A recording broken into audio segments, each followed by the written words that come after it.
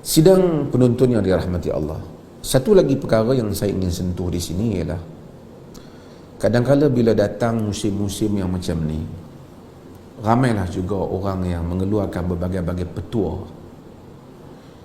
dalam perubatan lah. Dan petua-petua ini kadang-kadang disandarkan kepada Nabi SAW, seperti mana yang saya sebut. Macam-macam lah. Yang nak jual produk lah, ada ustaz duduk lah belakang produk lah, makanlah produk saya ni tak kena coronavirus lah, nanti akan dibuat penghantaran dan seumpamanya. Perkara-perkara ini hendaklah kita berhati-hati, kerana saya bimbang nanti bila orang makan tak sembuh, dia kata ubat Nabi tak sembuh, padahal yang dia cadangkan itu belum tentu ubat Nabi SAW. Saya berulang kali sebut hal ini.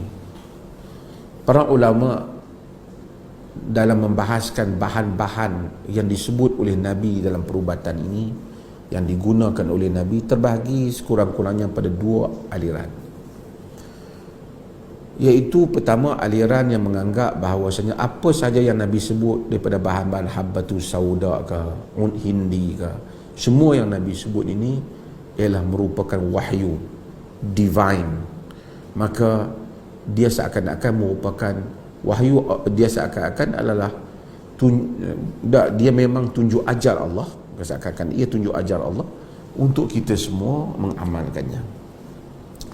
Mazhab ini terlibat di dalamnya Al-Imam Al-Bukhari, juga mungkin Al-Imam Ibn Qayyim dalam beberapa keadaan, dan ramai juga di kalangan ahli hadis yang cenderung kepada pegangan yang seperti ini. Di sana ada aliran yang menyatakan bahawasanya apa yang Nabi sebut tentang bahan-bahan itu tidak semestinya bahan-bahan itu adalah merupakan bahan-bahan yang diwahyukan oleh Allah. Hanya konsep yang Nabi nak bagi, itu sakit berubat dengan bahan-bahan ubat yang sesuai. Bahkan Al-Imam Ibn Khaldun menyatakan cadangan ubat-ubatan Nabi itu hanyalah jibiliyah, yakni bukan wahyu. Apa yang ada di sekitar anak Arab yang Nabi sebut, apa yang orang Arab sebut. Macam mana Nabi jibiliyah ni merupakan benda-benda yang adat-adat yang bukan diwahyukan oleh Allah Subhanahu Wa Taala, ataupun amalan kecenderungan insan itu sendiri, yang apa yang ada pada kecenderungan diri insan itu sendiri. Nabi suka makan labu umpamanya, Nabi suka makan bahu kambing umpamanya. Ini bukan wahyu yang dititah pada kita, tapi kecenderungan yang ada pada diri Nabi sallallahu alaihi wasallam. Mazhab ini ialah mazhab yang dipegang oleh Al-Qadhi Iyad, yakni imam besar dalam masalah ini. Dia Ibn Khaldun juga terkenal di zaman moden ini, seperti Muhammad Abu Zahrah juga berpendapat dengan pendapat yang seperti ini. Saya ingin sebut beberapa perkara. Pertama, di sana ada yang jelas Quran menyatakan syifa, seperti madu yang memberi manfaat pada manusia, zait zaitun, syajaratun mubarak, pokok-pokok yang diberkati. Ini jelas. Dan kemudian Nabi SAW menyebut dengan putus tentang bagaimana manfaat bahan-bahan ini. Di sana ada bahan-bahan yang disebut oleh hadis Nabi gunakan atau sekaligus begitu sekadar sambil lalu yang disebut oleh Nabi, yang bukan tak menampakkan kesungguhan penekanan sebagai wahyu. Hal-hal yang seperti ini mungkin pendapat Ibn Khaldun, Qadhi Iyad dan Abu Zahrah dan seumpamanya ini patut kita lihat, kerana alasannya ialah Nabi SAW dalam hadis yang diriwayatkan oleh Imam Muslim pernah melihat orang-orang Arab ini, mereka melakukan pendebungaan talqih, mereka melakukan pendebungaan tamar. Kemudian Nabi SAW kata, Nabi cakap, la'allakum law lam taf'alu lakana khairan. Jika kamu tak buat, barangkali bagus. Nabi tengok mereka buat. Mereka menganggap itu adalah wahyu daripada Allah, lalu mereka pun, Nabi tengok je. Nabi kata kalau tak buat pun bagus. Macam itu yang Nabi cakap. Lalu mereka tak buat. Bila mereka tak buat, akhirnya pokok kurma tidak berbuah atau kurang buahnya. Dan kemudian benda ini dibawa semula kepada Nabi SAW. Maka kata, kami dah tak buat benda bungaan tamar, dan akhirnya kurang buah tamar. Nabi SAW kata, innama ana bashar, idza amartukum bi syai'in min dinikum fakhudhu bihi, wa idza amartukum bi syai'in min ra'yin fa innama ana bashar. Nabi kata, sesungguhnya aku ini manusia. Jika aku suruh kamu sesuatu daripada urusan agama, kamu kena buat, ambil dengannya, pegangnya. Jika aku suruh sesuatu daripada pandangan aku saja, maka ini adalah pandangan manusia. Yang Nabi bezakan dalam urusan-urusan kehidupan yang biasa ni, yang bukan membabitkan soal pelaksanaan hukum hakam agama. Nabi kata macam ini pandangan bashar. Dalam riwayat Muslim juga Nabi kata, antum a'lamu bi amri dunyakum, kamu lebih tahu tentang urusan dunia kamu. Sehingga Al-Imam Nawawi apabila dia meletakkan bab tarajum ataupun dia meletakkan bab bagi Sahih Muslim, dan Sahih Muslim itu Imam Muslim tidak meletak bab-bab itu, ia diletak oleh bapa, khususnya Al-Imam Nawawi yang meletakkan bab-bab bagi Sahih Muslim. Dia meletakkan babu wujub imtithali ma qalahu syar'an duna ma dzakaruhu sallallahu alaihi wasallam min ma'ashi dunya ala sabilil ra'i. Bab wujub imtithali ma qalahu syar'an, bab wajib untuk ikut apa yang Nabi kata yang bersifat syarak, duna ma dzakaruhu sallallahu alaihi wasallam min ma'ashi dunya, bukan dengan perkara-perkara yang Nabi sebut daripada urusan dunia, ala sabilil ra'i, di atas sekadar pandangan saja. Jadi di sana ada bab-bab yang lain. Sebab itu di dalam peperangan Badar, hadis Ubadah bin Munzir, walaupun hadis itu ada perbincangan di sudut sanadnya, inqita' dan seumpamanya, kerana tapi apabila dia mencadangkan, Nabi memilih satu tempat untuk dibuat penempatan tentera, Hubab bertanya, hadhihi manzilatun anzalakah Allah, ini adakah tempat yang Allah Ta'ala telah pilih untukmu, ataupun amal harb wa ra'i wal makidah, ataupun ini peperangan, satu pandangan dan satu perancangan dalam peperangan. Bahkan Nabi kata ini perancangan, lalu dia mencadangkan tempat yang lain.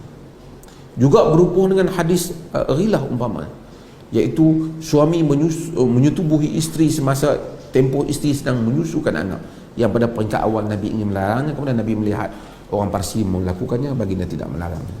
Hal-hal ini ialah pandangan-pandangan Nabi SAW. Sebab itu baginda bermusyawarah dengan sahabat. Ada kala Nabi seperti peperangan Uhud, Nabi menyatakan nak berperang di Madinah, mereka kata berperang di luar kota. Ini juga adalah pandangan-pandangan strategi yang bukan bersifat arahan agama yang syarak. Maka dengan itu ada ruang pemilihan. Maka saya ingin sebut hal ini, maksudnya apabila kita jangan terlalu mengikat diri dan memberikan kata putus, oh ini kerana disebut oleh Nabi ini minum susu kambing umpamanya, maka kita pun merekalah berbagai teori tentang susu kambing, sehingga kadang-kadang perkara itu yang memang tak ada pun dalam hadis Nabi, kita buat campuran itu, campuran ni, campuran itu, kita kata inilah sunnah Nabi SAW, orang pun makan, dia tak baik, dia tak makan sunnah pun tak baik. Ini sesuatu yang bahaya. Sedangkan Nabi memanglah minum susu kambing dalam environment yang baginda ada. Habbatus sauda yang selalu saya sebut, inna hadhihi habbatus sauda shifa' min kulli da' illa min as-sam. Habbatus sauda ini ubat daripada semua jenis penyakit kecuali maut. Nabi tak bagi tahu banyak mana nak makan, sikit ke banyak ke. Nabi tak kata inilah satu-satu ubat. Memang habbatus sauda syifa, dan dia telah terbukti, tapi tidaklah menafikan yang lain juga syifa, yang mungkin lebih berkesan pada iklim yang lain. Sebab itu Imam Ibn Hajar Al-Asqalani dalam Fathul Bari apabila mensyarahkan hadis ini, dia kata habatus sauda untuk cuaca panas. Jika tidak, dia kata penyakit yang tidak demikian. Nabi SAW sendiri mengambil manfaat perubatan daripada ahli-ahli perubatan. Sebab itu dalam riwayat Imam Ahmad, Urwah ibnu Zubair, Urwah ibnu Zubair ni adalah merupakan anak saudara Aisyah radhiyallahu anha, anak Az-Zubair ibn Awam. Kan Az-Zubair ibn Awam ni berkahwin dengan Asma binti Abi Bakar, iaitu saudara perempuan Aisyah radhiyallahu anha. Urwah ni dalam riwayat Imam Ahmad, khabar sahih, kata Syekh Syarmi Al-Arnaud, Urwah ni dia pernah kata kepada Aisyah, ya ummata, wahai ibu, la a'jabu min fahmika aqul zaujatu Rasulillah sallallahu alaihi wasallam wa binti Abi Bakar. Aku ni tak heranlah tentang kepahaman agamamu, kerana aku tahu engkau lah isteri Rasulullah sallallahu alaihi wasallam dan anak Abu Bakar Siddiq, sahabat utama Nabi sallallahu alaihi wasallam. Wala a'jabu min ilmika bisya'ar wa ayyamin nas aqul ibnatu Abi Bakar wa kana a'lamun nas. Aku pun tak heran kalau kau pandai syair, kau pandai sejarah manusia. Aku kata ini anak Abu Bakar, dan Abu Bakar ni manusia yang paling berilmu, berpengetahuan. Au a'lamun nas, min a'lamin nas, antara orang yang paling berpengetahuan. Walakin a'jabu min ilmika bit-tibb fa kaifa huwa. Cuma aku heran ilmu kau tentang perubatan. Macam mana kau boleh pandai perubatan? Wa min aina huwa, habis mana ilmu perubatan ni? Yang ni dia tengok mak saudara dia ni pandai ilmu perubatan. Dia kata dalam hadis, dalam riwayat tu, riwayatnya, fadarabat ala mankibi, Aisyah tepuk bahu dia, Aisyah tepuk bahu Urwah, gitu. Dia kata, ai Urayyah, wahai si kecil ku Urwah. Ni bahasa Arab ni dia tasghir, maksudnya Urwah kesayangan ku, anak saudara dia. Dia kata, inna Rasulullah sallallahu alaihi wasallam, inna Rasulullah sallallahu alaihi wasallam kana yasqamu inda akhir umrihi atau fi akhir umri. Nabi itu sakit pada penghujung umur baginda.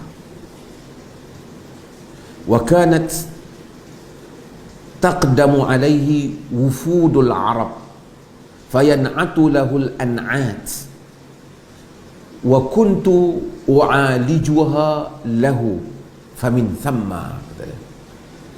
Nabi itu sakit pada penghujung hayatnya.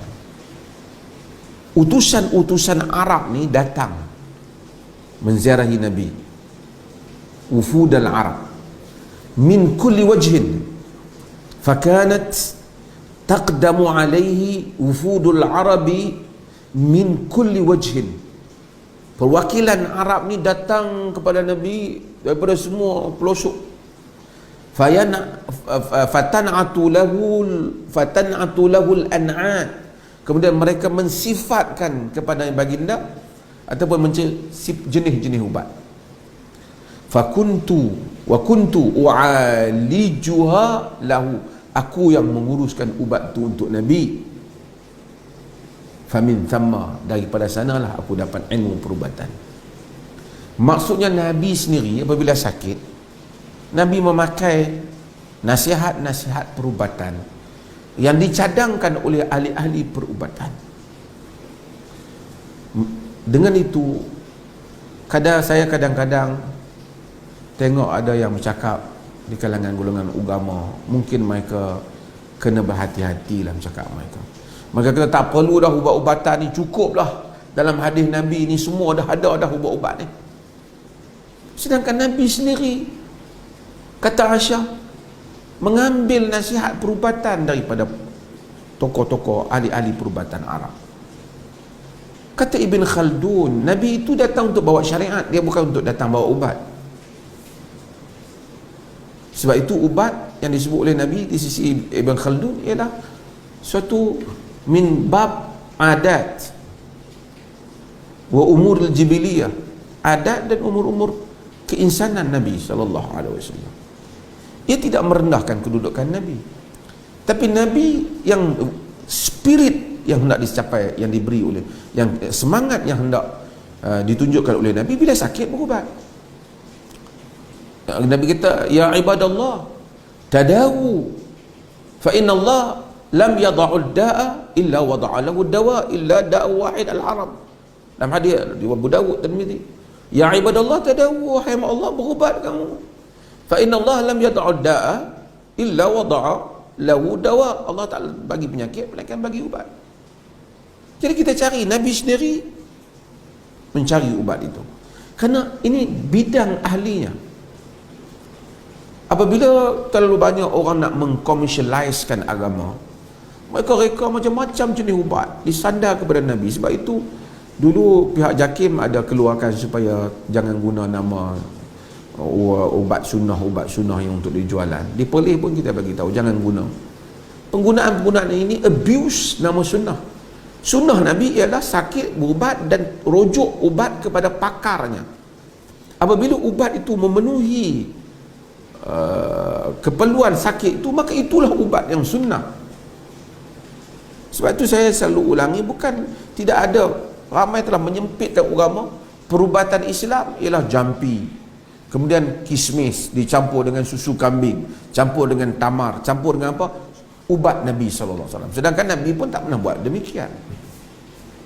Ini yang saya sebut ada dalam radio klasik baru-baru ini, ada penceramahnya macam-macam hadis-hadis yang tidak sahih, sebahagiannya palsu yang dikeluarkan, lalu menceritakan kononnya Nabi buat begini, Nabi buat begini, Nabi buat begini.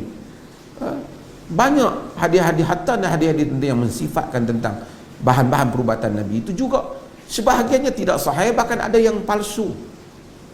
Sebab itu kita hendaklah berhati-hati, rujuk kepada pakar dalam hal ini. Agama ini mengiktiraf apa yang saja yang memberi manfaat kepada manusia.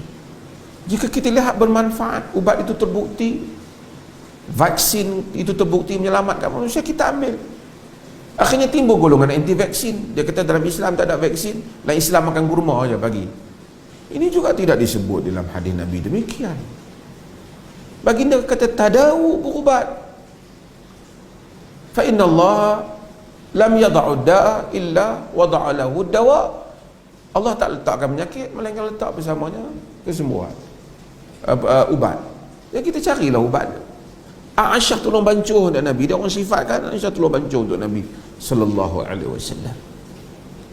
Sidang penonton yang dirahmati Allah, mudah-mudahan Allah Subhanahu wa taala rahmati kita. Tujuan saya daripada dulu dengan usaha yang kerdil memang cuba nak menghadapi penyakit ini, iaitu penyakit orang agama suka gunakan jenama agama untuk buat produk dia. Produk itu macam-macam lah. Produk itu memang kadang-kadang asasnya ada, macam habatus sauda itu asasnya ada, tapi nak makan habatus sauda banyak mana itu perlukan pakar. Tak boleh satu orang ustaz baca satu kitab hadis habatus sauda, ambil habatus sauda, bubuh dalam kapsul, suruh orang makan 3 biji ke 2 biji ke, kemudian dia kata ini ubat. Ini semua memerlukan kepakaran.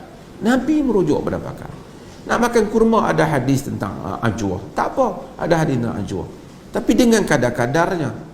Adakah Nabi campur ajwa dengan susu kambing, kemudian dimusin, dimasukkan minyak zaitun, itu semua ijtihad.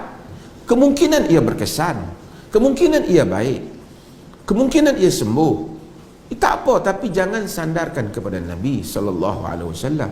Seakan-akan Islam hanya terhenti kepada beberapa jenis ubat. Maka akhirnya doktor-doktor kita yang bertongkus lumus untuk menyelesaikan masalah coronavirus ini, tak pula orang kata doktor-doktor perubatan Islam. Yang perubatan Islamnya yang pergi kursus 3-4 hari, hafal berapa jampi, jadilah dia pakar perubatan Islam. Ini sama sekali tidak benar.